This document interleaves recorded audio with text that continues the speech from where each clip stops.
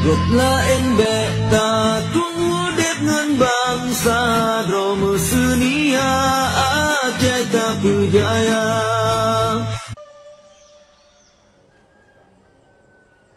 Ini yang kita masih menunggu. Tapi kalau satu saat keadilan ini juga tidak sampai ke Aceh, bangsa Aceh dibantai tiap hari, saya rasa contoh yang paling dekat kita perbandingkan hari ini,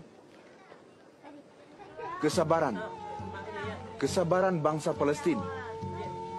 Anak-anak kecil taruh bom di pinggang, masuk ke Israel. Ini bukan tidak akan terjadi satu saat di Aceh.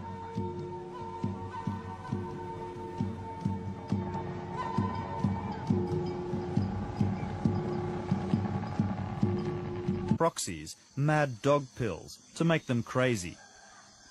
Here in Aceh, young boys, like 10-year-old Marzuki, are given money and drugs by soldiers who get them to... Dengan TNI atau SBIJ, mereka terus masyarakat jadi sasaran. Oh!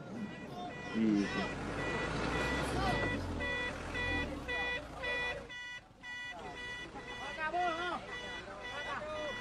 Bridges here are designed to be quickly dismantled, to slow the military's advance.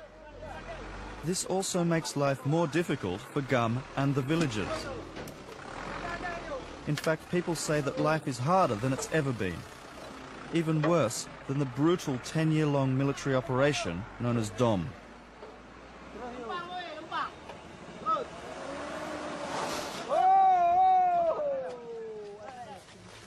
Ishak Daud is taking me to a gravesite where 9 civilians are buried.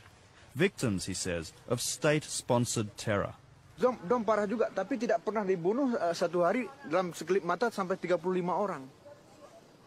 9 orang masyarakat sipil yang tidak bersalah, anak-anak kecil diambil, dipotong, ditanam hidup-hidup.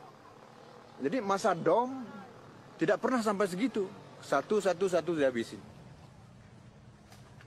Kalau saudara, saya sudah turun ke lapangan, hari ini melihat GAM. Kenyataannya GAM adalah di masyarakat. GAM dilindungi oleh masyarakat, GAM dibiayai oleh masyarakat. Jadi kalau mereka mengatakan tiap hari GAM terjepit, GAM sudah kewalahan, Ishak Daud sudah dicari kemana-mana. Tapi hari ini saudara sudah turun kemari.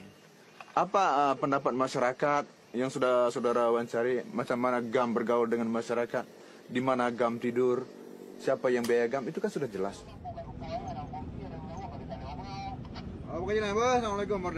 But the villagers pay a high price for that support.